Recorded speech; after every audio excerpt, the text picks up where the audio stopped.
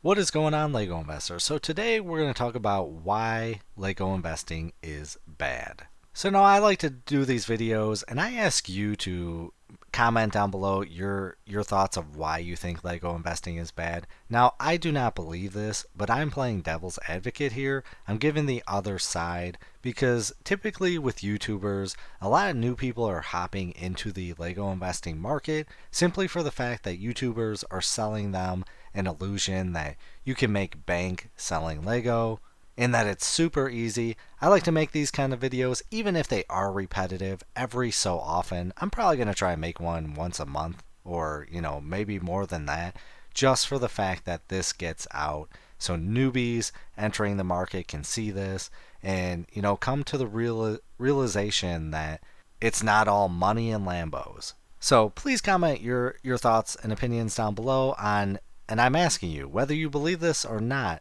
give the other end of why you think Lego investing is bad. So first off, I will say Lego investing is essentially gambling. And why do I say that it's gambling? It's because you don't know what's going to happen in the future. These are not stocks. In my opinion, you should not be investing in Lego unless you have invested in stocks and retirement, and then this should be just a passive side hustle. You should not go all in on Lego because it's a lot more riskier than stocks, in my opinion. The Lego company actively, they're, in my opinion, they try to do things to deter people from Lego investing. And why do they do that? Because they see individuals making a ton of money. Well, used to make a ton of money. Now it's a lot more difficult. But they see, the secondary market making money and they want to steal that money away for themselves. Because Lego is a company and essentially they're greedy.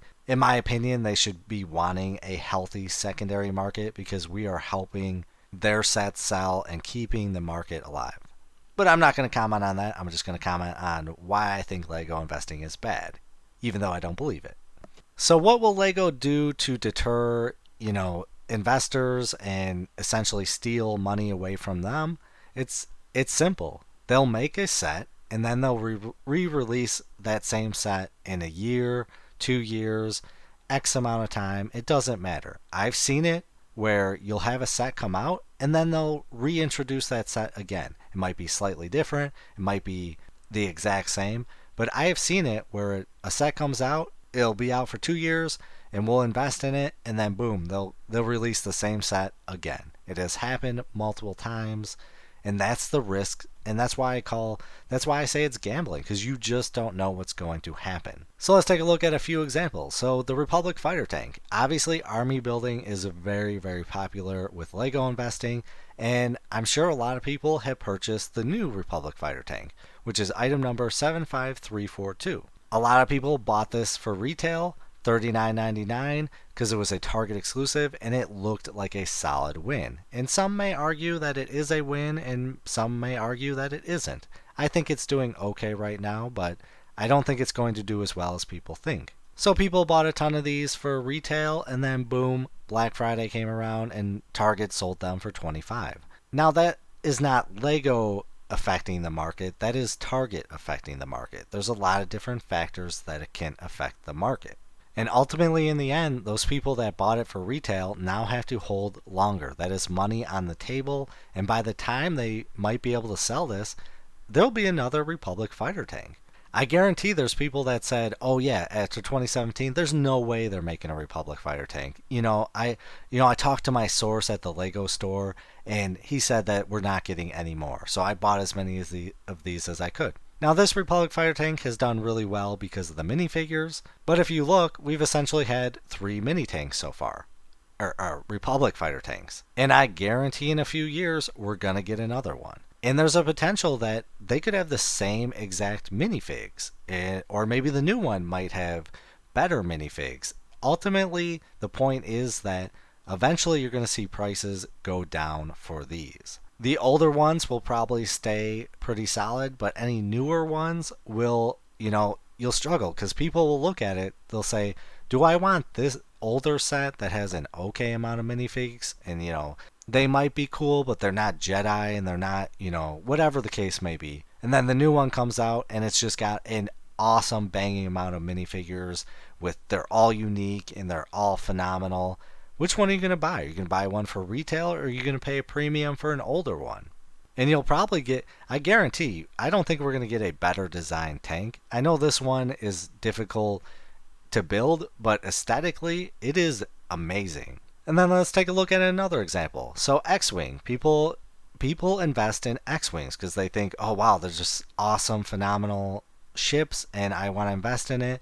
But look how many X-Wings we have. There are just so many. And now I think we're starting to see the fatigue of constantly re-release sets. The new ones just do not do well. Like 75297. This one came out retail for $20. It's got a value of $25 right now. Absolutely terrible. And then we got Luke Skywalker's X-Wing. Retail for $50. It's got a value of $50.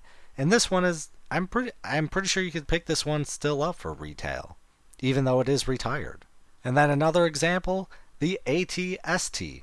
So a lot of people thought that this item number 75254 AT-ST Raider was going to do phenomenal. I truly thought it was a great set. I thought it was going to do really, really well. I think when you get unique colors and vehicles, I think it really helps it out. But this set just did absolutely terrible.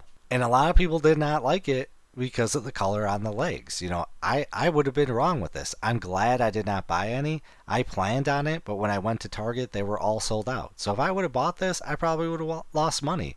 And everyone thought that because Gina Carano got fired, that, you know, that minifigure is going to do absolutely berserk. Well, it hasn't. And this set was a total dud. And just look how many we got. What does that tell you? We're going to get another AT-ST in the future. There's no doubt in my mind. This is why Lego investing can be bad. I really want to emphasize that. You just don't know what's going to happen in the future.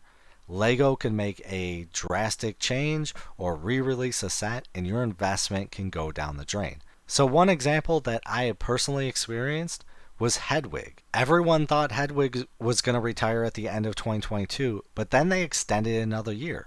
So throughout 2022, I bought 118 of them because I truly believe this set would have done very well. I still think there is potential for profit, but since they extended it another year, that means I kept $6,000 on the shelf, and it's going to take a long time for me to recoup that money. And sadly, I'm going to earn a lot less than I initially thought. These are just some of the risks involved with Lego investing, and there's a ton more. And please comment down below your thoughts where you see are risks so other investors can see that it's not all sunshine and rainbows and money and Lambo. It is a lot of hard work, and it's a lot of capital that you're going to have to invest, and there's a lot of risks. I cannot wait to get that money back. I really wish I did not buy Hedwig like I did. I wish I would have bought maybe 50 instead of 100, because that money I could have used elsewhere. And that just the cost basis of this is just, I'm probably, you know, it's been out for so long that a lot of people are going to be shocked maybe on how well it does or how bad it does. It's really unknown at this time. The amount of inventory out there could be insane, or maybe because it was a Barnes & Noble exclusive, it won't be so bad. But either way, it's all risky right now, and it's essentially gambling. I gambled, and essentially I lost. And there's a ton of people that lose money every single day with Lego investing, and you need to be aware of this. Just because you read an article about, you know, Lego is worth more than gold, or you see someone out there, you know, making videos saying, oh, your first 100,000 will be easy. No, it will not. I want to get you away from those big YouTubers because they are selling you a lie. They never tell you about their losses. Have you ever noticed all their videos talk about their wins and never their losses? They do that for a reason. They want to sell you the illusion that they are, you know, absolutely amazing investors and you should invest in their courses and give them money. I think a lot of them are liars. I will truly say that. I respect them all because we're in the same field, but a lot of their videos are just absolutely insane, and people are living on this illusion. And I want to make videos like this to help combat that, because I do not want you to lose money in life. Money makes the world go round, and money makes life easier. And I do not want you to invest a ton of money because you read or watched a video of somebody that is essentially deceiving you. So I appreciate you watching as always, but please do your own research, have some fun, make some money. Video is not financial advice. Any statements made are my views and is for entertainment purposes only and should not be taken as financial advice. Do your own research before making any financial investments.